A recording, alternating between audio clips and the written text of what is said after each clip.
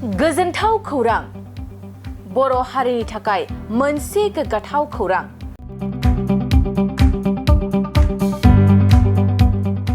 इन्डो-भुटान kung fu उसु championship 2024 आव silver medal देरहानो हादों सासे बर' लाइमोना। गोबां नाजानायनि गेजेरजोंब्लाबो मुलुगनां थाखोआव बादायलायनानै सिलभार मेडेल देरहानो हादों बाक्सा जिल्लानि बागाजान कुन्दरगावनि बिफा अनन्त बसुमतारी आरो बिमा जसना बसुमतारीनि आंगो फिसाज्ला सोमदोन बसुमतारीया। थारैनो थांनाय 22 आरो 23 जुनाव कुंफु उसु एसोसिएशनआ बानजायनाय बे बादायलायनायाव मुलुगनि गुबुन गुबुन हादरनि गोबां बादायारिफोरनि गेजेराव सिलभार मेडेल देरहानो हादों सोमदोन बसुमतारीया। थारैनो बर' फिसाफ्रा जेरावबो जेरैथिंबो दावगालांनो हमदों। सानफा एफा बर' लाइमोनफ्रा जेरावबो जाफुंसार जालांगासिनो दं। फरायनाय लिरनाय मोसानाय रोजाबनाय आरो गेलेनाय जेरावबो जेरैबो गुबुन हारिनि उन जाना थायाखै बर' फिसाफ्रा। थारैनो बर'नि फिसा सोमदोन बसुमतारीया इन्डो-भुटान कुंफु उसु चेम्पियनशिप 2024 आव सिलभार मेडेल देरहानो हानाया बर' हारिनि थाखाय मोनसे गोग्गाथाव खौरां लाना फैदों।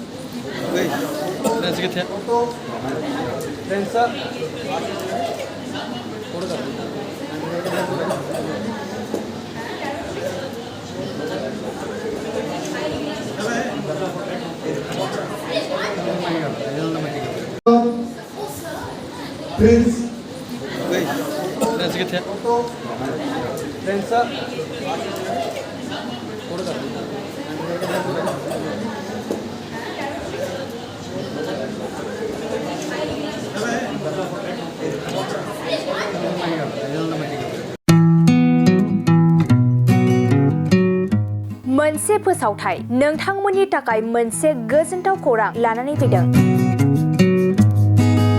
चिरां जिल्लानि सिङाव थानाय काजलगावनि सिफुं हटेलखौ गुवाहाटी नोगोरनि साखाथियाव थानाय सानसारियाव गोदानै मोनसे सिफुं हटेल ब्रान्च खुलिनाया नोंथांमोननि थाखाय गोजोनथाव खौरां लानानै फैदों।